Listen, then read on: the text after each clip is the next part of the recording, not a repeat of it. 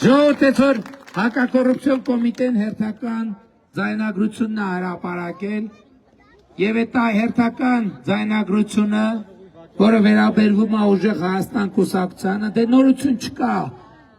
այն որ փող են բաժանում, բայց այստեղ շատ կարևոր երկու առանձնահատկություն կա, որի վրա ուզում եմ ձեր ուշադրությունը հրավիրեմ։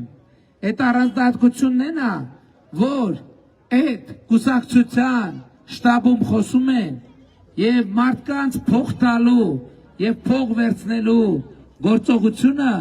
համեմատում են զուգահեռ են տանում անառակաբարո գործողությունների հետ եւ քաղաքացում փող տալու գործընթացը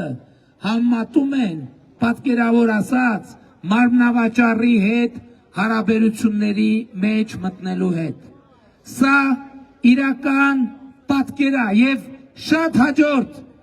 ամենահատկանշականը այն է, որ այդ մարդիկ իբր մեզնից պաշտպանում են Ղարաբաղից տեղահանված մեր քույրերին ու եղբայրներին, հələ տեսեք իրանց գրասենյակներում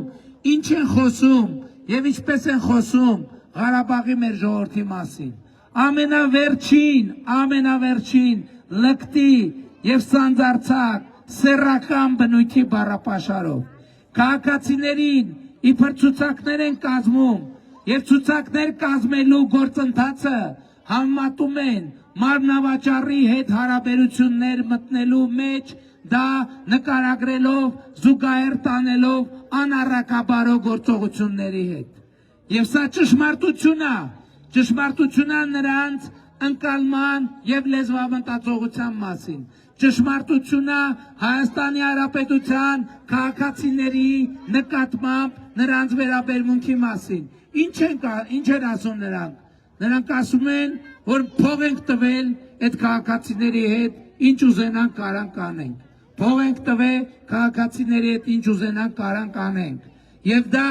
զուգահեռում են սեռական բնույթի գործողությունների հետ։ Այս շատ հատկանշական պահ է, որովհետև ցույց է տալիս նրանց վերաբերմունքը մարդկանց նկատմամբ, ցույց է տալիս նրանց իրական վերաբերմունքը Ղարաբաղից տեղահանված մեր հայրենակիցների նկատմամբ,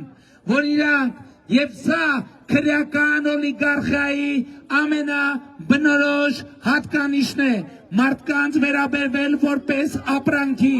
մարդկանց վերաբերվել որպես առուծախի ենթակա ապրանքի